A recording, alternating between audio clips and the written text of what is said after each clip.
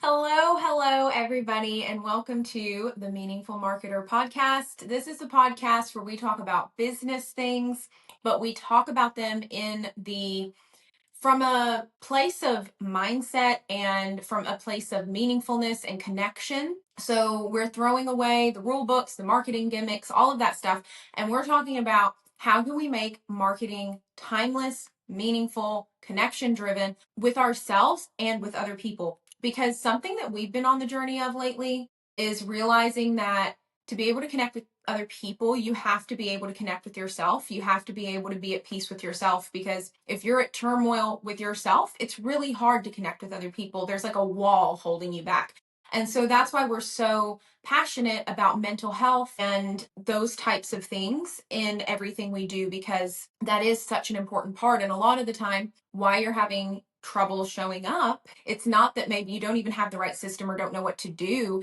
It's because you have not taken care of yourself mentally, and you are fighting a battle here, and you're fighting it in all the wrong places. You're trying to fix it in all the wrong ways. So this is where we talk about how we can shift our mindset to one of connection with ourselves, with other people, so that way we can market the best we can and we can serve people the best we can. Because really, at the end of the day, that's what good marketing is. It's about learning how to serve people well. And if you do that, you're going to see fruits of that in many other different ways, but we just want to focus on that first. So today we're talking about how can we make our customer support meaningful. So we're going to give you a couple mindset shifts and tips to take with you to make that part of your business more meaningful, whether you are already providing customer support or this is just something that you're kind of learning for the first time. You haven't had to do much of that yet.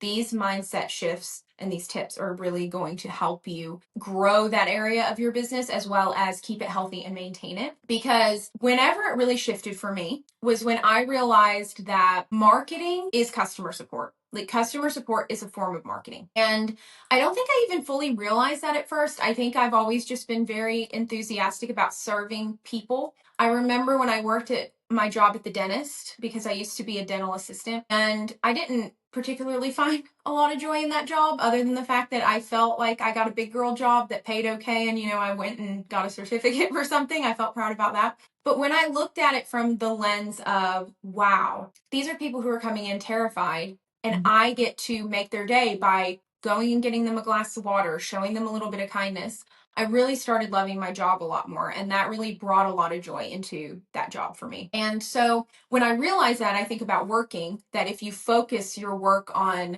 serving people and you focus on others rather than just yourself, and how can I get people to look at me and people to acknowledge me, it becomes a lot more fulfilling. Because I think at the end of the day, we think a lot of the time we want to be acknowledged, but really we're just starving to make a difference and have a purpose and to serve other people. Sure. And so when I realized that, I really started to carry that a lot into other parts of my work that I did. After that, I was an inventory manager, a logistics manager at a factory. We made Stanley Black & Decker toolboxes. And so I carried it into that. And then when me and Grace started working together, I really carried it into that job. And that's the job where I really realized the importance of customer support and marketing. And that's really where I learned everything I know about marketing, or most of the things I know, in the beginning at least. And so that was just something that I came into it as, I really want to serve people and listen to them and make them feel loved from just experiences I'd had from my work in the past and present. And as I did that, I started to realize, wow, customer support is one of the best forms of marketing you have. Because if you treat people really well and you serve them really well,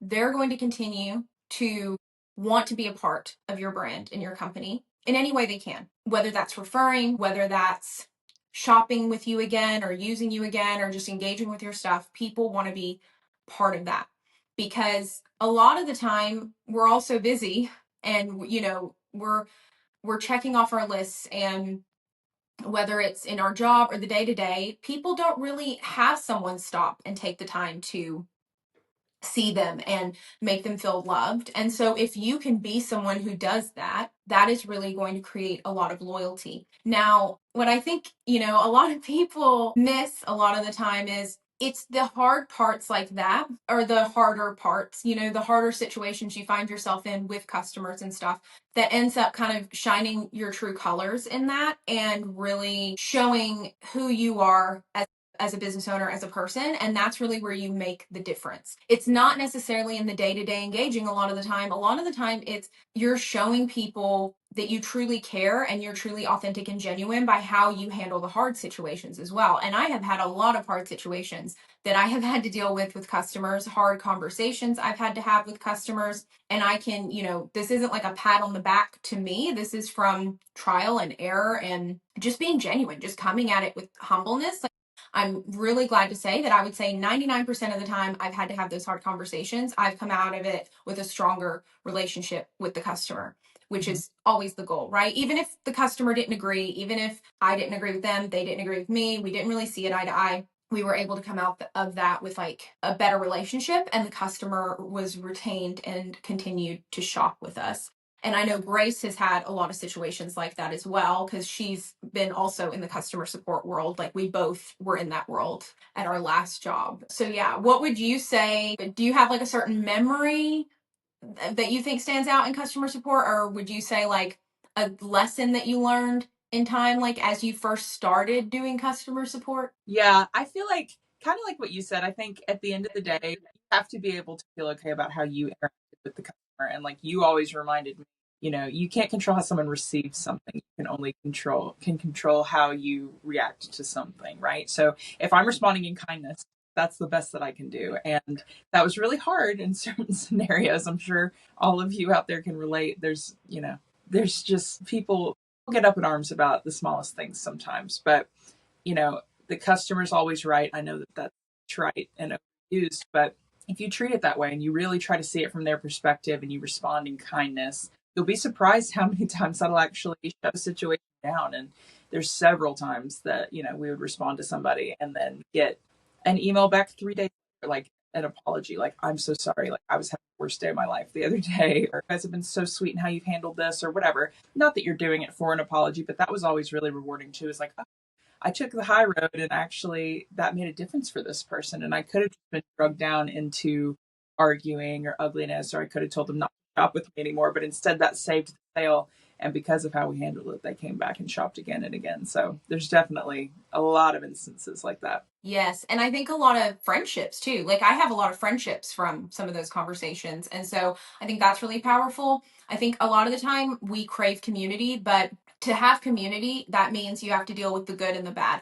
And a lot of the time, like I said, the good things come from handling the harder situations with grace and, just forgiveness and just looking at the person like a human. Like you were talking about, just they have a bad day. It's probably not about me. Right. And so I think a lot of the time, like I was saying, you're wanting community, but we shy away from those moments that are actually going to build real lasting community because we think it's, we don't want to deal with it really. Like at the end of the day, we don't want to deal with it. And which is understandable. We have to-do lists, we have things we want to do, and get done, but it is such an important thing to take time for. So we're going to give you a couple points in mindset shifts. So the first thing I want to start this with is something that really changed my perspective on a lot the other day, because I feel like I'm on a journey of really learning how to genuinely enjoy and like love people again and not assume the worst in them. Because a lot of the time when we're dealing with struggles of our own, we project that and we end up assuming a lot of the worst in people. And I've had something come up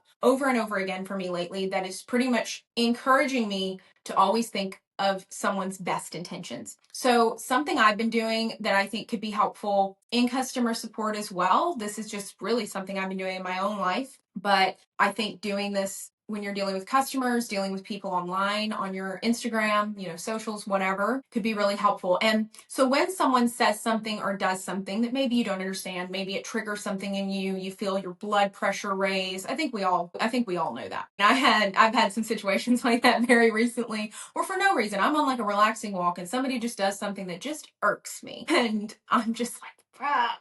And so I have to step back and think of this. And so it's, what would their best intentions be? Like, just assume their best intentions. Maybe we were on a walk the other day and there were these people who were they decided to just stand right in the middle of this tiny spot, the only spot you could get out of on the walk. And it made for an awkward situation because we have our dog, we have Jedi, and we know a lot of people don't want the dog all up in their business, and stuff like that. So we're trying to be polite, but we're also trying to get through because we're like, And my first response was, gosh, like, why aren't they just getting out of the way? Like, it seemed as soon as we showed up, they just got more in our way. They all just like were going different directions and getting in our way. It's like, could you just scoot over? This is real simple. And when we got in the car, and Tom said something about it too, and then I was like, you know what? I've been practicing this. What would their best intentions be? And their best intentions probably were that they were trying to get out of our way. And it just so happened that in trying to get out of our way, they actually got in our way. Somebody who maybe is asking a question online, a lot of businesses I know will get a question that's like, well, how do you do this ethically? That's like a big one. And you have someone who has no clue how you run your business, but they're coming and acting like you run it like horrible. They're just assuming you run it horrible. And we have to go there first. And so we have to be they're not assuming the best, but we can set the tone and the energy and we can assume the best. So instead of getting worked up about that, maybe assume this person might have had a bad day, or maybe this person, got burned recently by a company they really cared about and they weren't doing things how they thought. So, that's affected their vision of how they look at me. And so I've said this once before, like how we judge people for their actions and we judge ourselves for our intentions. And I heard something the other day, again, speaking right back at me and, stabbed like a dagger to the heart, was like, we need to flip that, judge ourselves by our actions and others by their intentions. And when you do that, that really makes a difference. So as you go into this, I want you to think of that. And I want you to think about as you're dealing with customer support, because most of the time the obstacle is that you're dealing with someone who's maybe not the easiest to deal with. So taking that mindset shift, that can prepare you in here for actually doing the action that's going to make your customer support a really powerful form of marketing. But you have to work on that first, so that way you can protect your peace and you can go into it and you can handle the situation a lot less just off the cuff, of what you're feeling in the moment. It's easy to feel like everything is very personal, especially like you said, when someone's like coming into making a comment, attacking your business or whatever, or asking you a question that you feel like it maybe is like, I don't know, has some spite behind it, but isn't as much to do with me as it feels like. Yes. I think a lot of the time we're looking for validation all the time, especially as business owners, because we're often working alone and we don't get a lot of that validation. I struggle with that. Sometimes I'm like, I just want somebody to be proud of me. I just want somebody to notice what the heck I'm doing, And I think sometimes we're constantly kind of seeking that because we're putting ourselves out there, we're being vulnerable all the time. And so when we get something like that, we take it very personal. So it's not about you. That's, I think, one of the biggest things is, like you said, 99% of the time, it is just not about you, what the person is having an issue with. So yeah, the first point here is start thinking of your customer support as your marketing.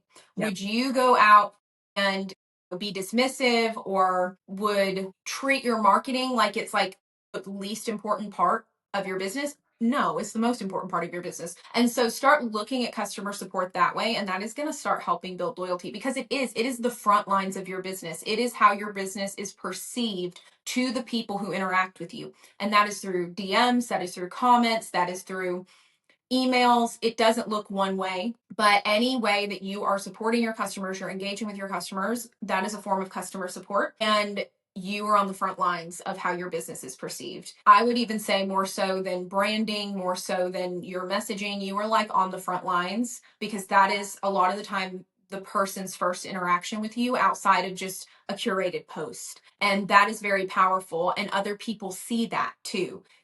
Maybe not in email as much, but if they don't see it, they hear about it. If it's a bad interaction, they're going to hear about it. If it's a good interaction, they're going to hear about it. So starting to shift your mindset to, this is a part of my marketing. That is going to revolutionize how you interact with your people and how your people start feeling loyal to you and recommending you, and your return customer rate over time. It's going to be huge when it comes to that. A lot of the time, as people, which I kind of touched on, is like we are craving, really deep down, what we're craving is to serve others. We want to serve, we want to use what we're passionate about to make a difference in the lives of others. And I am learning more and more and more that is a lot of the time what we're really wanting deep down. We want to use our gifts to impact other people. And that's why a lot of the time we kind of have a hole, even if we maybe have what the world maybe sees as success. Maybe our business is making a lot of money or it's getting a lot of attention, but maybe it doesn't have that feeling of I'm using my gifts to really impact people. Then you might still feel a hole there. And so I challenge you to start, like I did at the dentist office, to start looking at it as a form of serving others with your gifts rather than dealing with a problem. I don't want you to think about when something comes in from a customer or someone's asking a question that you're dealing with a problem. I want you to come at it with, I am serving others with my gifts, with what I'm passionate about. I'm getting to share that with other people. When they ask questions, think of them as not hateful but curious. And you're answering a question for someone who genuinely wants to know. And if they are upset about something, remember, it's not about you 99% of the time.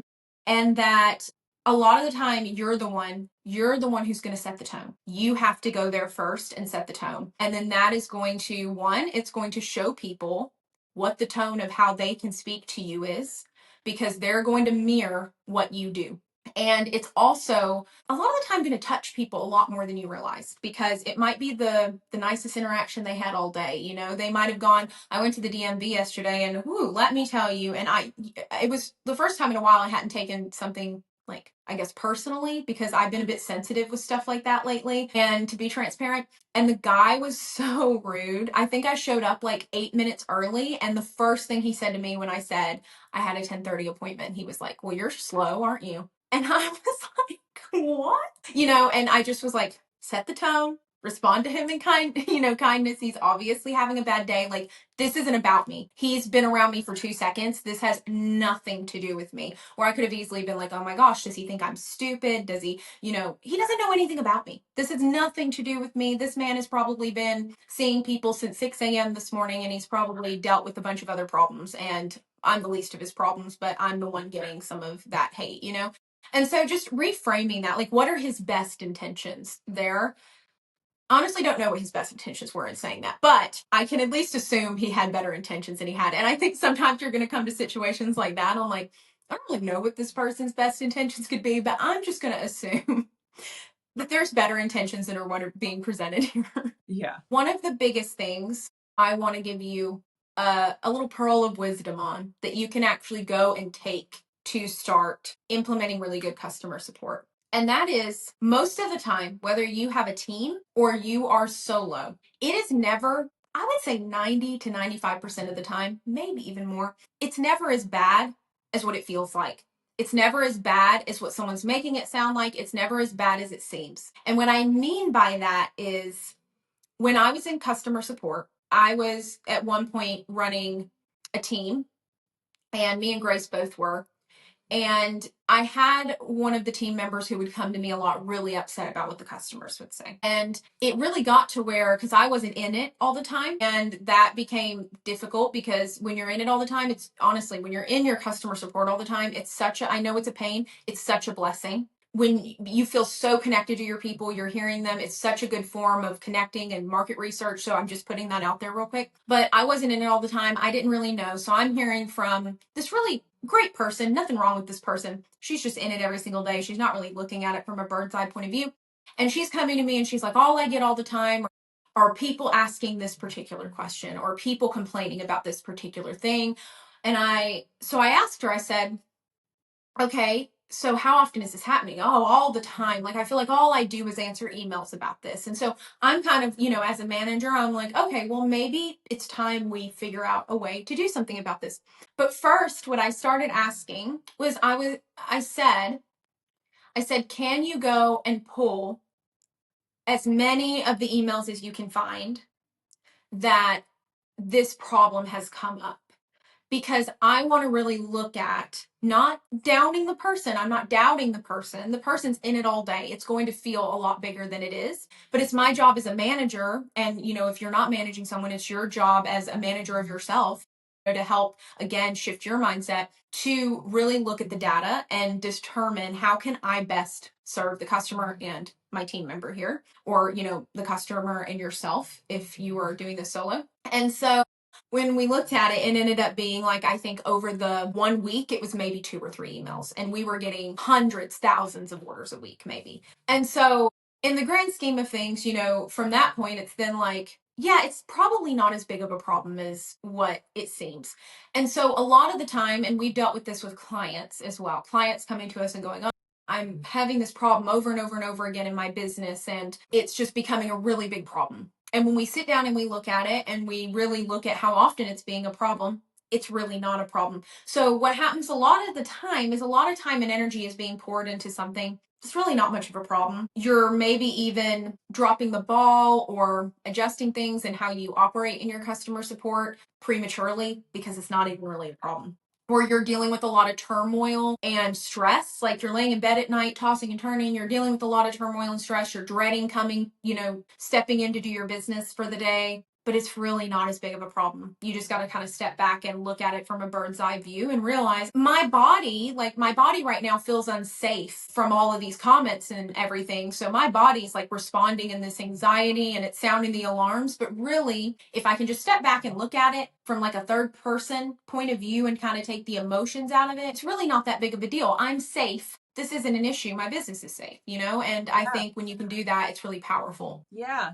Well, and you kind of got to look at it like a numbers game too. You got to remove yourself a little bit. Like you said, when you finally looked into that situation, okay, there's really only 2 emails with this issue. It feels like 17 because these 2 people are really mad. Like, I think negativity weighs more on you than positivity. And we see that with comments too, Instagram comments. Like, we have clients that'll have, whatever, 20 like positive comments about their product and then like one negative comment or two, like, oh, my last piece had a hole in it. Like, I'm never shopping here again. Or, your hair looks bad. Like, ugly troll stuff. But when there is like one of those, you're going to focus on that over the dozens of positive comments that you got. But don't let that one or two, negative comment, negative email thing ruin your whole life. No. Respond, as Grace said earlier, if you can respond in kindness, that's all you can do. At the end of the day, you can't control how people respond to you, but you can always choose to respond in kindness. Yep. And then once you do that, your job's done.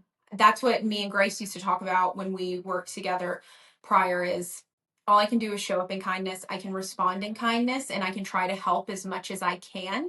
But after that, my job is done. It's up to the other person then. The other person has a responsibility. They have a choice on whether to respond in kindness or not. And then we can move on from there. And so those are a few things that if you're looking to deepen your customer support and make it feel more meaningful, responding in kindness and then letting it go, thinking of it as marketing, as your front lines of your marketing, thinking of it as service, reframing it in your mind as I get to serve people with my gifts, with my passion. And, that really just creates a heart of gratefulness. And that can really change more than what you realize. And a lot of the time, it's not really as bad as you think. Really go look at the data of how many times have you gotten a negative comment? How many times have you gotten a negative email? Because a lot of the time you might end up making it a lot bigger deal than it is. And I really believe if you try and take those couple things and you do those mindset shifts and you show up for your customers and you're there for them and you prioritize customer support because it is something you should be prioritizing, you're going to really build some lasting connections and people are going to rave about your customer support. Trust me, because the bar's never been lower with customer support. It's never been lower. I know from experience. And when I'm out doing things like in my day to day and I'm buying things, I really notice when somebody goes above and beyond because I'm like, wow, there are people out here with brands that I love that I'm like, I would never handle a situation how they've just handled it with me in the inbox, and I'm being nice. Like I'm being really kind when I'm reaching out. And I would still I'm shocked. I'm like, wow, I would definitely have handled this different. But again, think of best intentions still, even then. So those are a few mindset shifts and ways that you can deepen your customer service and you can build lasting connections. So if you're a member, stick around because we got some bonus content for you to build on this topic a bit more. If you are someone who wants to come and hang out with us in the membership, we have more of these discussions. We have live calls every month. We have post templates and email ideas and templates. So we take what we teach you here and we build on that and give you support on a monthly basis on how you can continue doing these things monthly. So make sure to check that out. It's the Meaningful Marketer membership.